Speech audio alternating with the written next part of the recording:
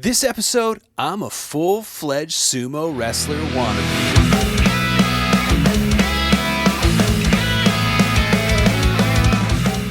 Welcome back to Growing Up Punk, the podcast about punk rock and all of its friends, continuing our series, taking a look at different labels we know and love, and this is part 2 of Tooth and Nail Records. We shared our 5 favorite releases from Tooth and Nail Records on our last episode. You can go check that out anywhere you find podcasts on our YouTube channel, whatever the case may be.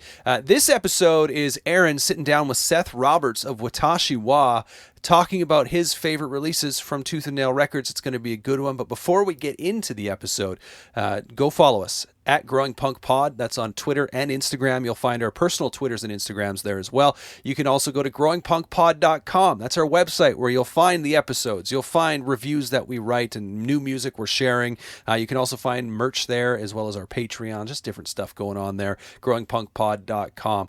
Anyway, let's not waste any more time. Let's get into Aaron's interview with Seth Roberts of Watashiwa and his 5 favorite Tooth and Nail releases. What's the first time you remember hearing about Tooth and Nail? And do you remember what band it was or what album it was? Yeah, Tooth and Nail. I think my first introduction was Hume Lake winter camp. I was in the. I had a friend. I think it was maybe Josh Lewis. And I both kind of like.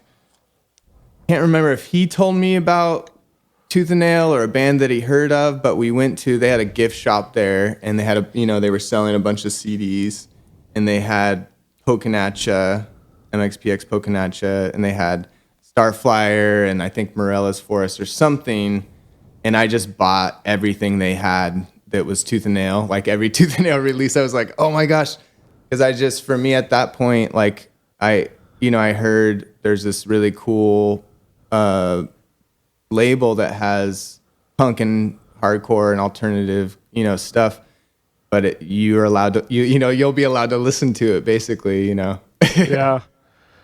Yeah. So was that like a part kind of like of your upbringing, like kind of more conservative or like why did that stand out to you? Like, were you not allowed to listen to that kind of music, in the more general market, so to speak? Yeah. Yeah, for sure. My parents became Christians like in the Jesus movement.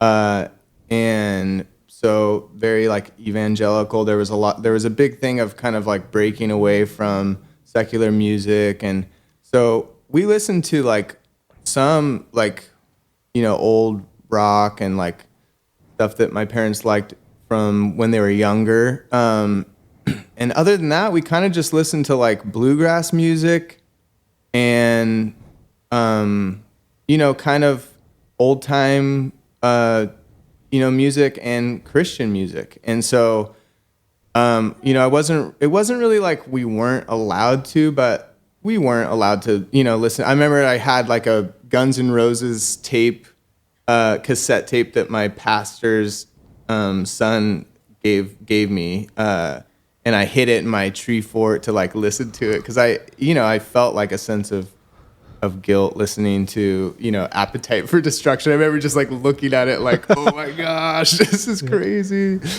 But yeah, so that's why I think for me, just like Tooth and Nail was so exciting to like find not just a place that had like good clean stuff, but also like music that was still honest and truthful and like intense, like like kind of passionate, had like a lot of emotion in it. Especially the hardcore music.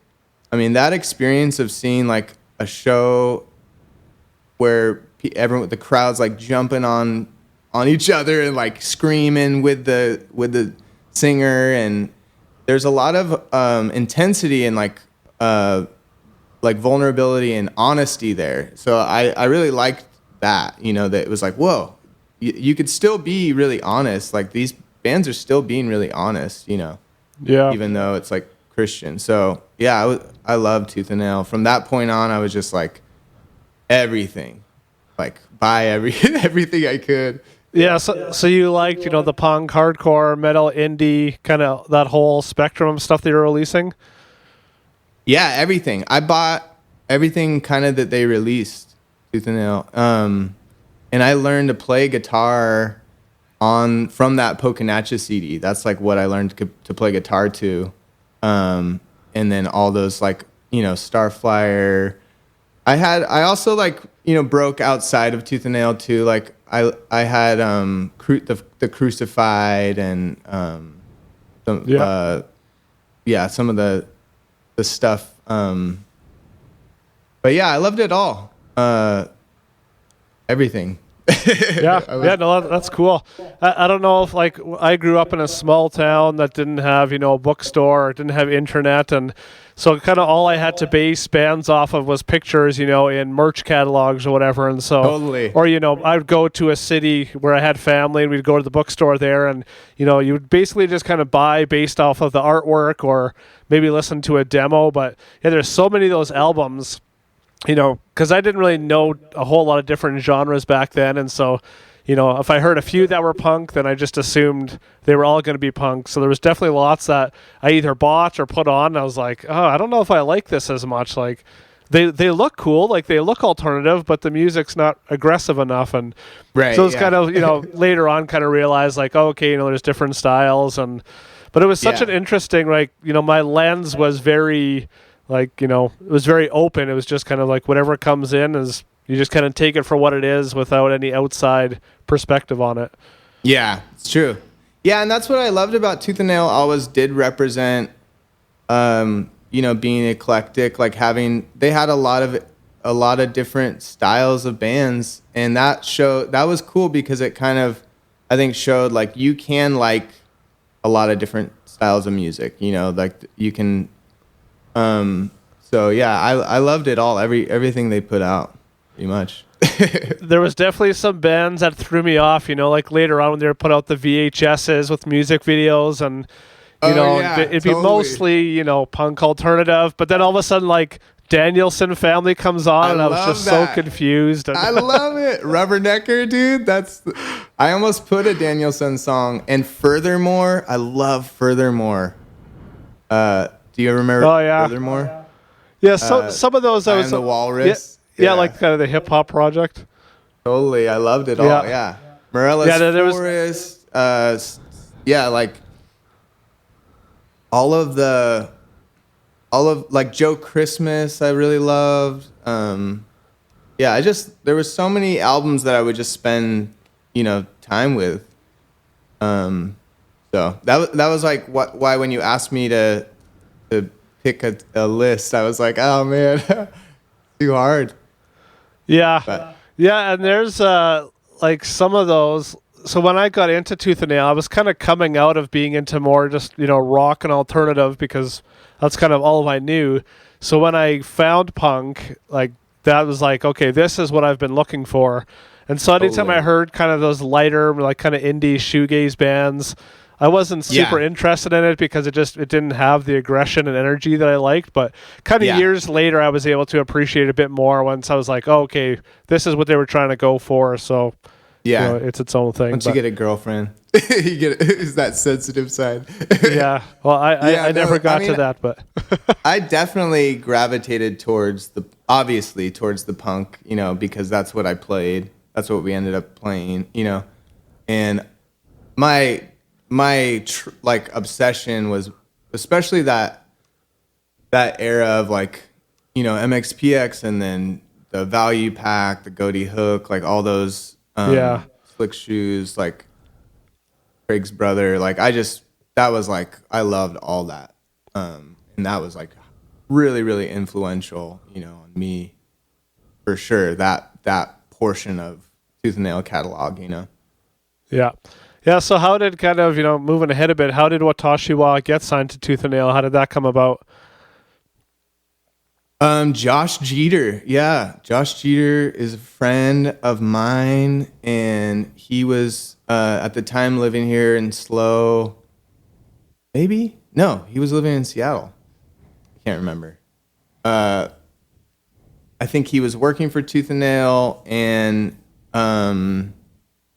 brought our name up or something. And then next thing, I think Brandon called me, just reached out to me from a demo we had just done. And we had put out a few albums already on a different label, and we had been touring. Yeah. And so Josh, like I said, this guy, my friend Josh was the one that kind of, I think, introduced us to Tooth and Nail. And what was that like, making that connection, having Brandon connect with you? Like, was that kind of your dream label at the time, or was it, just kind of a good progression? What was all happening then? Yeah, it was definitely exciting. I think I probably would have said at the time, like, we were probably like, well, I don't know, like, let's look at our options or whatever. But to be honest, we were ecstatic, and it was definitely, I remember it feeling surreal, like when Brandon called me and just like, whoa, this is crazy, and it all kind of happened quick. Like we started recording Love of Life before we had actually signed a deal with Tooth and Nail. Like Brandon, we had talked, and it was just kind of, it's hard to remember now because it's been so long, but my recollection is like we had talked, and he called me and was like, hey, Garth, that producer, Garth has a slot. If you guys have an album, let's get up there now. So we went up to Canada, up to Vancouver, to Gibson's and Vancouver. And before we had even signed with Tooth and Nail, So it all just seemed like, at the time, it was just like pretty surreal. Yeah, awesome. Yeah, we'll get to a bit more after that, but that's a good kind of introduction to some of the albums that were influential to you. So let's get into some of these ones that you picked. So the first one is Pocah by Mxpx. This was released on October 4th, 1994. The album reflects influence from skate, surf punk, and underground punk. So you kind of mentioned about this when you kind of saw the cover and you put it on. What do you remember kind of the first time hearing this and why this one was so influential for you? So, yeah, number one band, Mxpx is probably one of my, if not my top band of all time, Yeah. They're obviously like friends of mine now. And so I think just just being honest about it. Yeah. It's like, I learned to play guitar to that album. Like I bought that album, and it just seemed, it was, to me, art is like something that it's like grabs you, it shocks you, and it moves you. And that's what it was. It was just like, what is this? One, I had the freedom to listen to it, and two, it felt so like raw and like loud and raw, and like so much energy and freedom and passion and cool melodies. And I was just like, I just loved it. So, and then I think also having that experience of like, I love this album, I love this music, this is also new and exciting, and learning to play guitar to it. So having that experience like added this extra magic to that album for me. It was just like, I could probably still sit down and play that album, front to back on guitar, because I just like sit there all the time. I remember camping with my family. We used to camp a lot, like cross country camp during the summers. And I remember having a little PV, Marshall, 9-volt battery amp, and just like this, I had like a cheesy Yamaha guitar, and sitting in the back of my parents' van, like playing along to the Mxpx album, on this little, just walking around I remember walking around the campground playing like Mxpx songs, just like this little kid. So yeah, that album was really special for sure. How do you find going back to that album now and listening to it? Oh, it's awesome. Yeah. I still sometimes when I would, drive a lot for work and stuff, or I did before the pandemic. And I would still crank that album, and yeah, that's what I love about music, is it can take you to that place in life, and you can experience those same feelings again, and it brings you so much gratitude to have that. Like, man, this is so cool that, like, I can experience this over and over again, every time I listen to this. Yeah. Cool. Just as a bonus question, if you had to pick a follow-up favorite album of theirs, like another full length, what would it be? Whether it was on Tooth and Nail or not? Oh, it's hard, I'd say aesthetically, like, Buffalo is like something so cool about, like, the sound and the aesthetic of that album. It just feels so cool. Still, like, when I listen to that, there's like, it oozes coolness, that album. Yeah. And that album kind of made me start to, like, appreciate, like, I guess, like, class, or like some amount of, like, coolness to music, not just like the raw freedom of expression. And then but then I got a sweet spot for Ever Passing Moment. Those songs and, like, those melodies and everything. And I think that was such a cool, Jerry Finn too, so cool. So yeah. Not to go too off on Mxpx, but what I loved about those first 5, kind of 6 records, I mean, all of them, but those first handful especially, is there was just such a unique kind of transition from one to the next. Like, each one, from Pocah to Teenage Politics to Life in General to Buffalo, Ever Passing Moment, again, like, back then, I was still in high school when all those albums came out, or close after. And I can remember specifically hearing those, and just that feeling of, like, so much excitement. We don't really get that with music anymore, because bands release singles, and social media, you kind of know everything they're up to, and totally. I love thinking of those albums. We've talked about those lots on our podcast, and just the influence they had and kind of what they made us feel. But yeah, that's awesome. Well, this next selection is a new one. I don't think I've ever had anyone pick a 7-inch release as a favorite before. And typically, I forgot to mention this to you, so I'll let it slide. Usually I say no more than one release from a band. That's okay, my fault. But I'm actually really curious to hear why you picked this one as one of your picks, and that's another Mxpx one, which is the Punk Rock Show 7-inch, which was released in 1995. So why does this one stand out to you so much? I think I got that. Okay, so that 7-inch, I just listened to it as much as an album, even though it's a 7-inch. I listened to it so much. I listened to it religiously, like every morning before school. And I think the experience for me of, like, I saw them, I think in Guadalupe.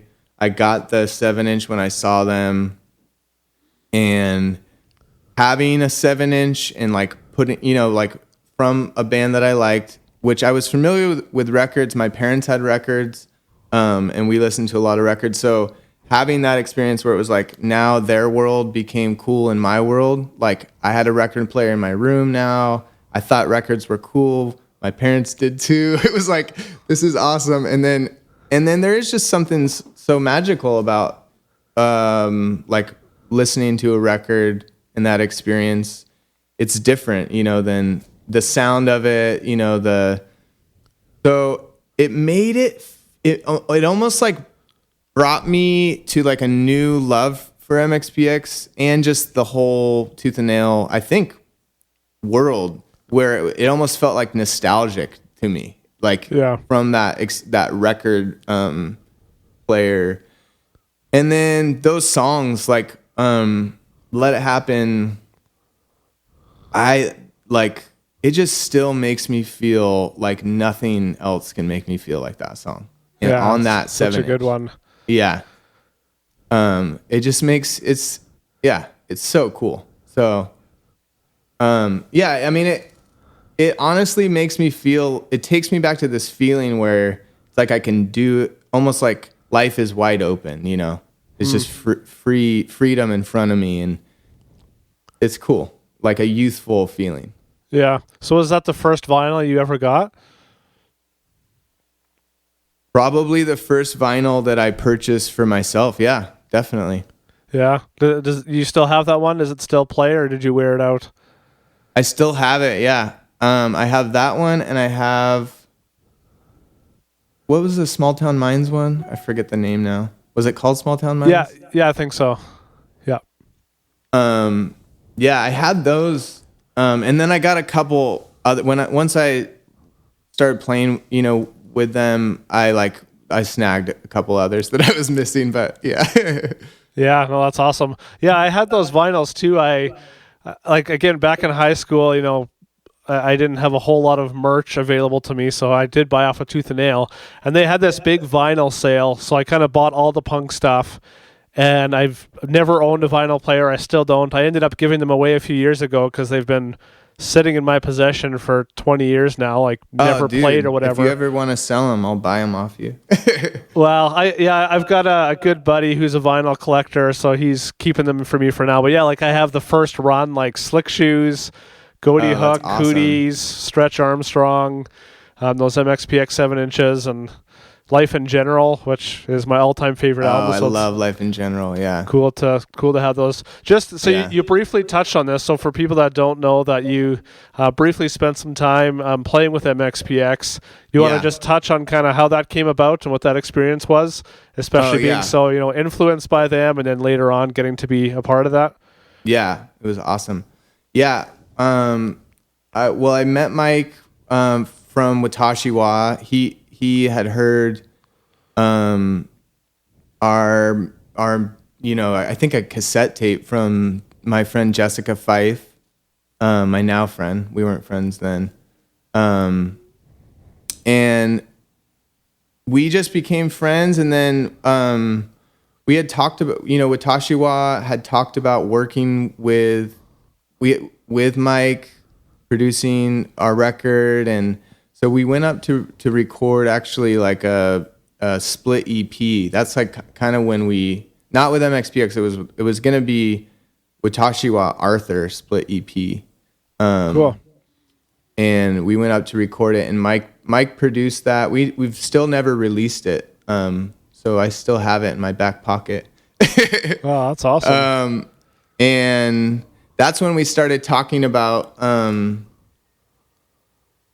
Watashiwa was kind of like fizzling out. I was just in a, weird place we kept losing members of the, like our guitar player quit. And so I just was kind of like, fizzling out with Watashiwa. And Watashiwa ended up breaking up, and then I told Mike, and he was like, well, hey, would you want to play guitar with, come up and play guitar? And I was like, sure, that sounds awesome. So drove my car up to Bremerton and started playing.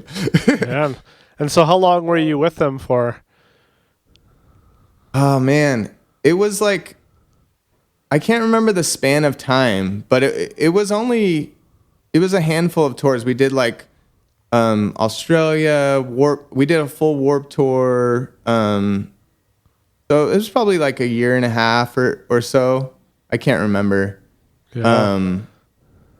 And I wish now looking back on it, I wish I would have kept playing with them, but I got married, I got married and settled down, had kids. Yeah.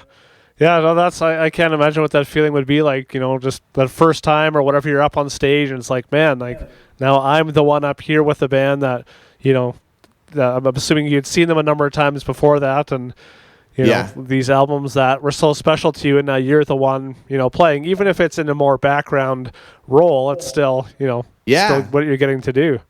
No, I got to do so much. I mean, I helped do a lot of creative projects with them too. I did their artwork for their albums and recorded a bunch on the albums. Like, got to record tons of vocals and work on videos. Me and Mike shot a bunch of videos, and it was really fun. Yeah, really cool time.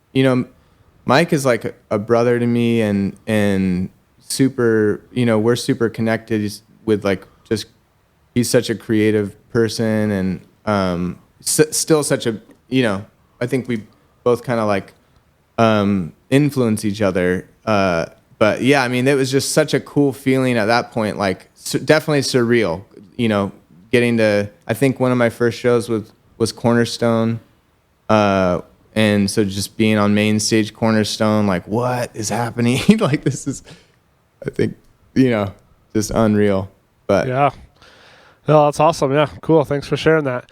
Yeah, let's move on to something of a bit different world, and that is Starflyer 59 and their album Old. So this is the 7th full length released by them on Tooth and Nail in 2003.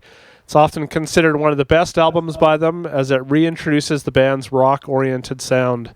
So this is a band, I mean, there's 7 albums already. I can never keep track of how many albums these guys have. Why does this one stand out to you when they have so many to pick from? Yeah, so Starflyer in general, I'm just a huge fan of everything. Every once in a while I write Jason. He probably has no idea who I am, but I just randomly write him and tell him hey, thanks for being the best. So Starflyer in general, they would come up and play in our area when Watashiwa was kind of just starting out. We started pretty young, in junior high, and so we would play churches and coffee houses and stuff. And Starflyer was, because they were from Anaheim, OC, so we would play a lot with them down there, kind of overlapping shows or festival type shows. Back then, everyone had just 8 bands playing for a show or whatever. Yeah. So I always loved Starflyer. And honestly, Fell in Love at 22, or I forget the name of that album right now, but that was one of my favorites too. But Old was really special just because I think it was right when we had signed to Tooth and Nail. And so I was kind of in a way, rekindling my love with Tooth and Nail, and just very proud to be on Tooth and Nail. And so that album, and then it was just so cool because Aaron Sprinkle produced it. I love Aaron Sprinkle. Yeah. And I just love his work, and I love him as a person. And then just such a cool lineup on that album. I mean, Richard Swift. It's just the players and the production and everything, and then just the songs and the feeling. It's my favorite Starflyer album, I think, Old. And I think it's probably, in my opinion, it's probably Tooth and Nail's strongest release, maybe. Oh, wow. Or one of them, from a artistic review point of view. Yeah. When we look back on it in 100 years, But yeah, I love that album. Yeah, they were one of those bands that, to be honest, I could just never get into. But again, I didn't really have much context for that style or what they were kind of going for. But I mean, their name comes up all the time, whether it's on the Tooth and Nail groups on Facebook or whatever, it's always coming up. So I know they're one of those really influential bands. And, I listened to, Joy Electric, who had one of the brothers from Starflyer in that band. And Yeah, so Ronnie. there was enough kind of, crossover, so to speak. And, I'd listened to the songs when they were on compilations and whatever, but yeah, not ever a band I really knew kind of how to process. Yeah. Yeah, they're cool. They're so that album, I listened to that album a lot too when we were recording the Watashiwa Eager Seas album. We were recording up in Tooth and Nail's studio at the Tooth and Nail office, and I had a rental car that I was just like taking around Seattle, and I listened a lot to that album, and so yeah, I just love that. I love that one. Do you mind if I fix my blinds really quick? Oh, that's cool. Yeah, go for it.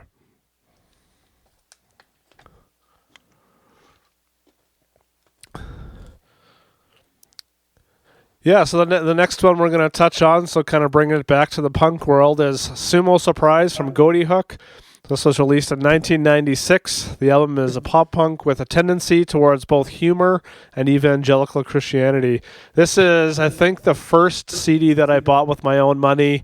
I still have it. That's awesome. I still go back and listen to it a lot. It's pretty cringy at times. It's one of those ones that like you listen to now and it's like, okay, like if this came out now, I probably wouldn't be, super excited about it. But back then, I mean, it was awesome. And like I said, I still love it for what it is. And we've talked about that album on the show before. And why'd you pick this one? Yeah, I love that one so much. Yeah. So I wanted to pick one that kind of represented almost like a category of like Tooth and Nail era, where I was just like obsessed with like Value Pack, Goaty Hook, Craig's Brothers, Slick Shoes, like every pop punk release that they put out. And that one especially stood out to me because it just felt like, it felt cool to have this kind of like humorous tone and it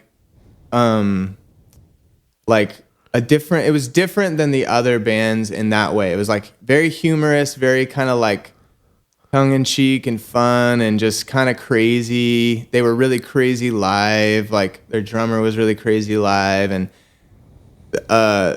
just kind of like had this wild, fun, humorous side to their music that I really loved. But really, like, I would lump that album in with like all of those albums. I would just have everything on rotation. But I love that album. It's cool. Yeah. No, I'm the same. I was and still am all about those punk albums. Those are ones I can go back to time and time again, even 20 years later. I mean, there's so much nostalgia to it. And especially back then, I don't know if it was the same for you, but like I only got a new CD or a tape or whatever, like once every 6 months when we would go to the city to see family. And so that I would listen to, so when I got that CD, it was probably like, well, that was the first CD I got. So, that's all I would have listened to other than my tapes or whatever. So those, they're just ingrained in your brain because they just got spun so many times. And so, but definitely. It is funny going back to them now and being like, oh, that's kind of a weird. Yeah, like weird you said, you'd probably have a different production and quality now. But there's also something kind of cool and charming about that too. Like that it feels a certain way because it sounds that way, And I mean, really that time I would look at almost like the Pocah era for me was like learning how to play guitar and kind of just getting familiar with this whole world. Whereas like the Goaty Hook era or like the Goaty Hook Value Pack, those bands, those like early releases, like that first Slick Shoes Blue EP.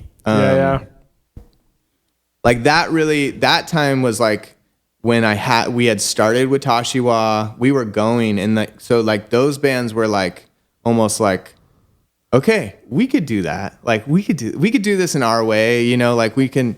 So they were kind of like when I started to see music, like, okay, I can do this, I can make this. And that's why I wanted to bring up that album because it kind of symbolized when I started to almost look at things like, well, what's my thing? They're funny. They're, like they're doing humor or like, so.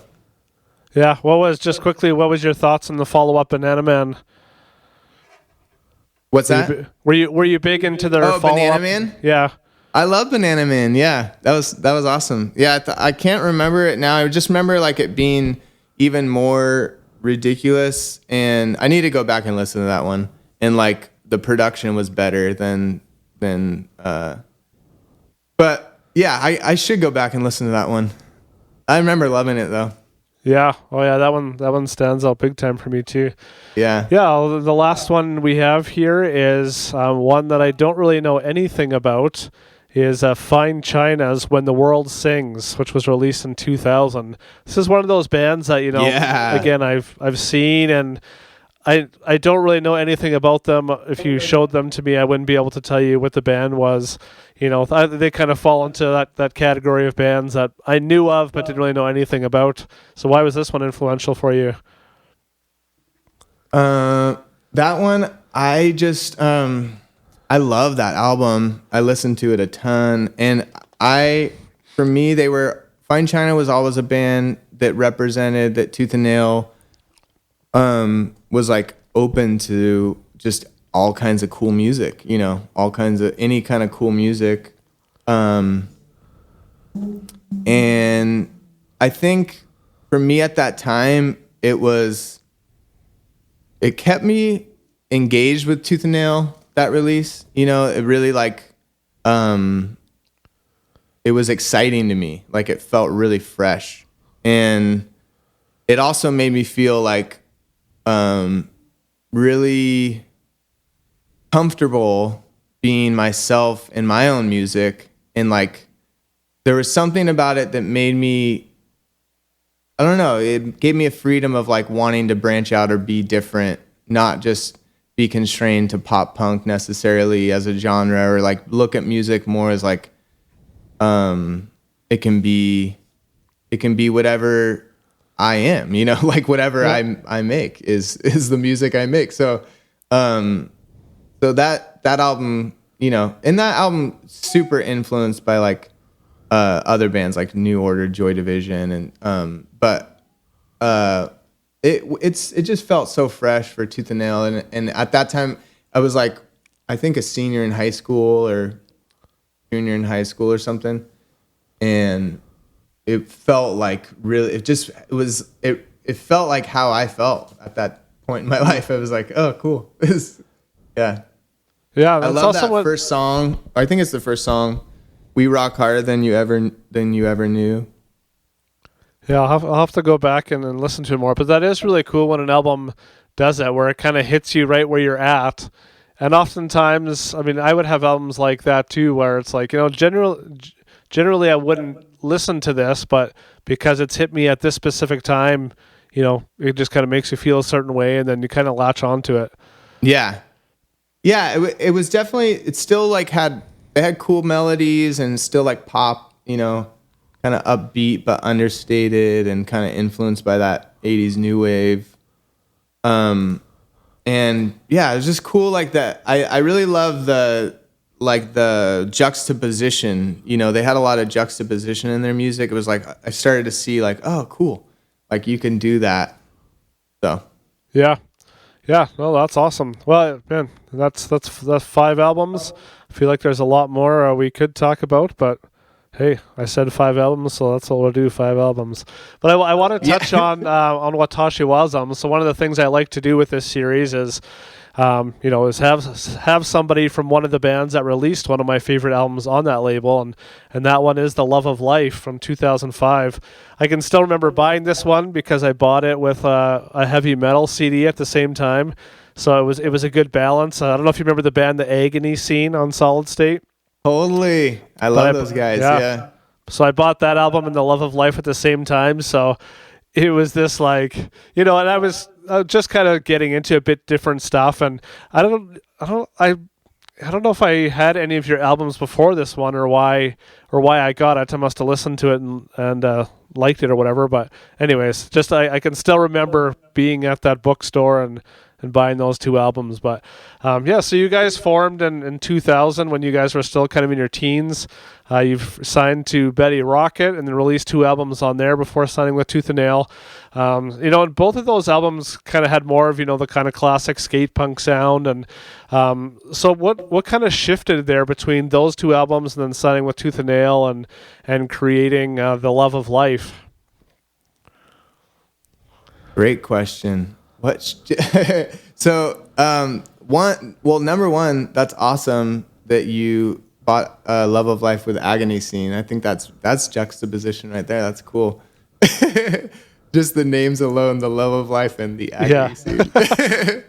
But no, I love those guys too. I need to go back and listen to them. Yeah, we had. I started Watashiwa when I was in junior high, and so we were pretty young when we made when we made Lost a Few Battles, Won the War, and Simple Road Less Traveled. I think we're 16, 17 with Lost a Few Battles, and then 17, 18 with Simple Road Less Traveled, our 2 Betty Rocket releases. And so we were still in high school. We were kind of touring during the summer. Still kind of, I would say, like really highly influenced by the bands, we were listening to. We were still really young, even just learning our instruments and playing music in general. And we were we basically learned to play music so that we could start a band. Yeah. And so, Love of Life, I think we had graduated high school. We had found our sound a little bit more, who we felt like uniquely who we were. And then from the time that I started Watashiwa to the time that we made Love of Life, we went through a lot of member changes too. Like we had started with, when I started Watashiwa, it was like all different guys. And then, one group when we signed to Betty Rocket, when we made Love of Life, it was still that same group. And then when we toured Love of Life, it was like totally different. So, Wow. Yeah, so just a lot of changes. And I think that probably came across in the sound, growing up a little bit. But Love of Life for sure was, I was in a place in my life, I think, coming out of high school, really having this vision for my life of making music and kind of like, touring and doing that as a career and even as like a ministry and like a calling almost. And really felt like a drive and like an excitement and I was really, I was so in love with what I was doing. Like we were so in love with what we were doing that's what the Love of Life, it was like we were so isolated in our world that's I think what happened. And then we made it so quickly too up in Vancouver, British Columbia, that it, looking back on it, it's like we didn't even really have time to think about the sound, but it ended up sounding a lot different than we expected it to sound going into making it. Interesting. And then at first, it was almost like some of the guys were disappointed with the way it sounded. It was like a bummer, to them that it was so far from, I think, the first 2 albums. There was like maybe this concern, like, is it too different, or is it, the guitar sounds aren't all distorted and, so yeah, I think it just kind of represented all of that, like where we were at in life growing up, feeling this sense of like love for what we were doing and just making it so quickly in this, it was like almost a whirlwind of fun, newfound freedom, excitement, love for what we were doing. It was just like so cool. That whole experience of making that album was so cool. Yeah, well, there's there's a difference, production wise, obviously going from whoever did the first 2 albums to a guy like Garth. Right. But the songs are just are so well, crafted. They're catchy. They're really beautiful sounding. It's a bit slower, but it's still upbeat. I just listened to this album on the weekend. We went for a drive out of the city, and I put it on, and it's still a good album you can put on like say for driving, it's got enough energy for that. But there's a lot more dynamic to it. And so was there something kind of influencing you in your songwriting that kind of shifted that, outside of having different band members and that kind of stuff? Yeah, definitely. I mean, when we, like I had mentioned, I kind of touched on it with, one, just Tooth and Nail in general was influential, I would say, in my love for all types of music, or like eclectic music, taste, because they, that being so excited about that early on with their catalog, and then kind of seeing like, oh, I can appreciate anything in any type of music, anything that someone can connect with and appreciate and love, that means it has value to it. And so I can like appreciate what that is. So I kind of became obsessed with like listening to all music, every music, So that's, I think, we were listening, when we were touring on those first two albums with Betty Rocket, we were touring, I think, with like Fillmore. Do you remember that band Fillmore? Oh yeah, I've got their CD too. Yeah, they were cool. I love those guys. And we were listening to The Strokes had just come out, the Is This It album, and so we were heavily like wanting them to play that everywhere. And then, but we were listening to like Dixie Chicks, Lisa Loeb, The Cure, Oasis, like everything, The Police, we were listening to so much music. We were trying to just find as much music as we possibly could. It was like, we became obsessed with just like listening to and learning from everything that we could discover, with music. So when we made Love of Life, it was like,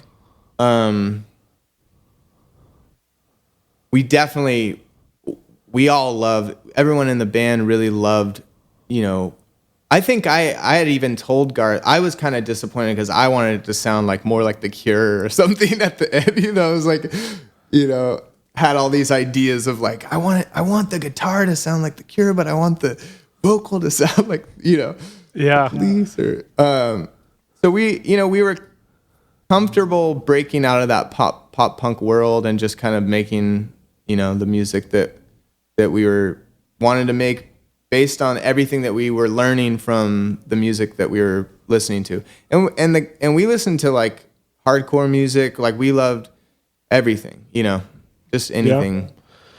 Was there like how was this album received? Was there any kind of nervousness on releasing something after people kind of maybe expected one thing from you and then, another comes out, or was it well received, both from the label and from fans?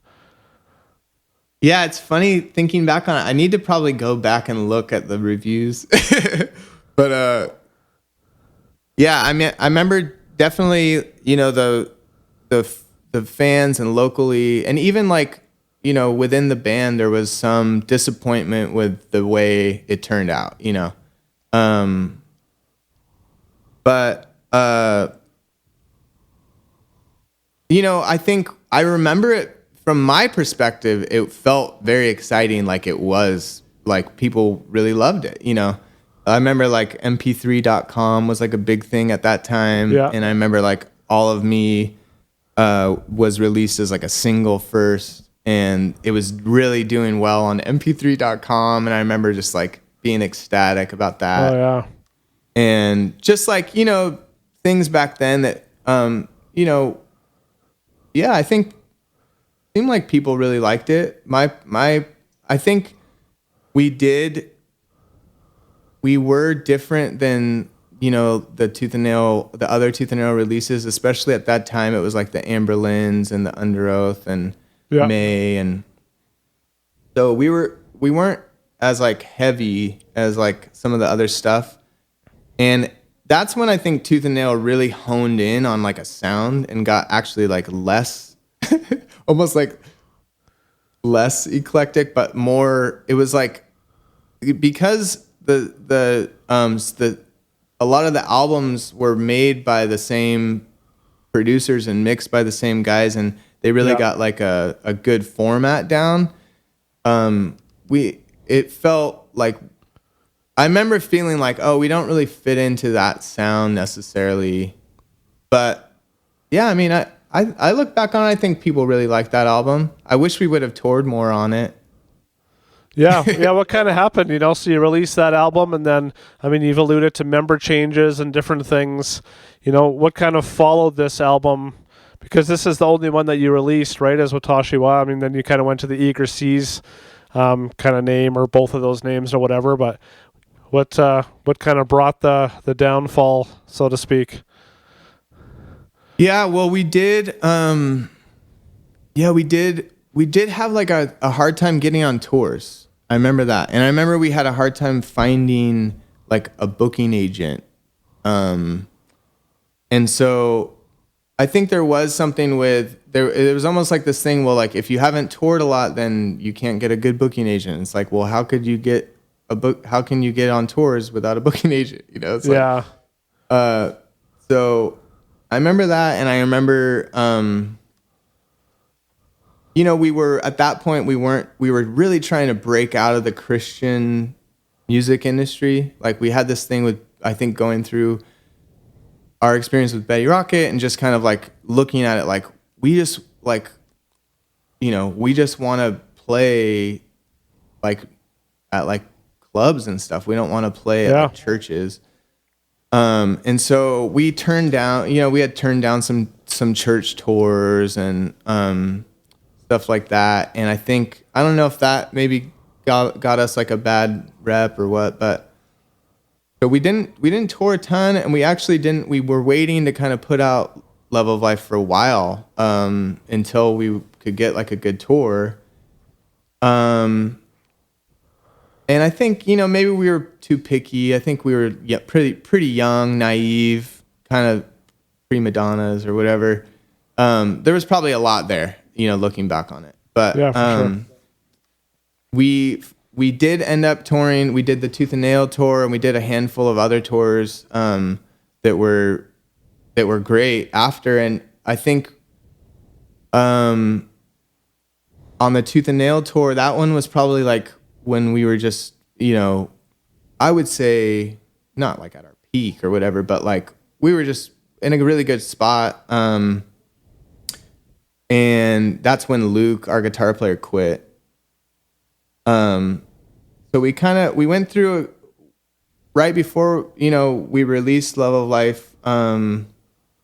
Mike quit, our original guitar player, or our second guitar player after I started with Watashiwa. And he played on our Betty Rocket releases and the Love of Life, but then he never got to tour the Love of Life with us.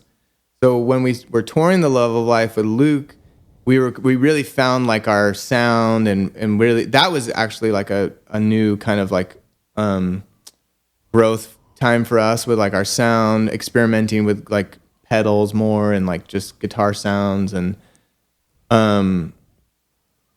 then when he quit, I think it just took a lot of energy out of us, just kind of like knocked the wind out of us. Because we had all these kind of tours lined up. We had some really great opening tours with like good support tours with some bands, and then Luke quit, and we just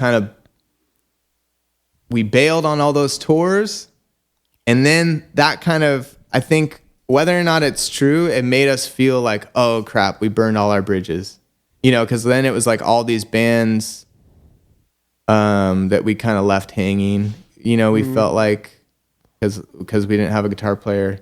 Yeah. And looking back on it, even like we had a tour with May and Dave offered to play guitar on the tour, fill in on guitar for us. And we were, we just were so heartbroken. Like we were just like, oh, we can't do it. So anyways, yeah, that's like when it kind of all fizzled out after that. We went up to record that split with Mike producing, and we were planning on putting that out, and then that we had got another guitar player, and then he didn't work out, and then it was just like, okay. I mean, it was like, I think we had gone through after Luke, you know, a handful, and so it was just like, okay, maybe we just can't. It almost felt like we were beating a dead horse, you know. It was like, yeah, that's fair. Like, are we trying too hard? Like, but looking back on it now, we were just being babies, you know. Yeah. Was there any kind of sense of disappointment of like, hey, we've made it to Tooth and Nail, you know, we've put this album out with this, you know, big name producer, and then, you know, and this has happened to quite a few bands, you know, whether on Tooth and Nail or others, where it's like you kind of get to the peak, and then, like you say, there's just a handful of things, you know, whether it's members quit or something happens, and then, you know, that's just kind of it. So was there a sense of disappointment, or you just kind of came to terms with it and, you know, kind of moved on to other musical projects? Yeah. You know, honestly, I think I haven't told anyone this, but I'm doing music under the name Watashiwa again. Oh, awesome. Yeah. Just made a new album. But so looking back on it, it's kind of funny to think about, like, why did I just stop? And like, why did I go under like a different name and all that? 'Cause I had already gone, you know, I'd started the band with like all different guys, and then we had got to a place where I had put so much weight on like almost the other guys in the band and needing them to like make it go on, that it was like, as they kept dropping, it was like part of my vision was like I was giving up on it, you know, more and more. Yeah. So looking back on it, it's funny because like now I'm like, no, I have the same vision. I still want to make really positive, you know, upbeat music, and I have the same, you know, feeling as I did with Watashiwa. So I'm gonna make music, Watashiwa awesome. music, you know. Yeah, wow, that's really exciting. Thanks. Yeah, I'm excited too. But yeah, so looking back on it is funny to think like, why did we call that off, you know? But and then even then it was like I started a new project. I toured under that name. It was called Eager Seas. We did a tour with Copeland, Love Drug, and Acceptance. We did a couple tours as Eager Seas, and then we made the album as Eager Seas, and then, you know, we put it out as a Watashiwa album. Which now looking back on it, it's like that was that was like, Brandon was right. That was like a smart. We should have just put I probably should have just put everything out as Watashiwa. Yeah. But anyways, it's funny. You know, you get older, you learn. But yeah, I was just kind of like in this headspace of, you know, I think because I started it so young. I started it when I was like, you know, 13. It was a big part of my identity that felt like I relied on these other people or something. And looking back on it, it was like, you know, just emotionally immature of me. But yeah, it's funny. Yeah, well, it's so hard to know in those moments, right? Like, it kind of feels like it's coming to an end, so you feel like you have to cut it off. Maybe it's just to give you a sense of closing that chapter instead of just leaving it open or whatever. But yeah. But that's cool. You can, you know, bring it back now, and that's totally fine. But Yeah, that's what I'm looking. Like I said, with the COVID-19 and the pandemic, I started making a lot of music that, you know, I feel like people are feeling so stressed out and anxious right now, and my music, what naturally comes out of me right now with, and it did with Watashiwa, was like just really positive, kind of optimistic way of looking at stuff. And I think that's exciting for me to like bring that to the table right now in the world, like make Watashiwa music again right now, because I feel like people, I think people need it. You know, I feel like people need like upbeat, positive, fun music right now. So yeah, for sure. Any hints on when we can hear some of that? I'm hoping this summer, to put out a full length, and then probably a couple singles before then, sometime from now until then. So yeah, awesome. But yeah, we're just mixing tonight. Actually, we're mixing The first single, we'll probably finish the mix on that, and then we have another one we're mixing as well. So we're beginning the mixing process for the whole album right now, and yeah, starting to make plans on what we want to do to release it. Yeah, I'm hoping to tour again too. I really want to tour this summer, so. Yeah, right on. That's really exciting. Well, that answers my final question of just kind of what you've been up to musically, and so yeah, that's really exciting. I'm really excited to hear that. The last thing I want to touch on is just saying how much I loved the Lakes Photograph EP. Oh, awesome! Thank you. That's one of my probably all-time favorite EPs. I played a few of those songs at my wedding years ago, and that's awesome. You're a super gifted musician, and I know you released an album a few years ago as Lakes, and that was really cool too. And so yeah, it's been fun to kind of follow you since 2005 or even earlier, because I listened to those Betty Rocket albums too.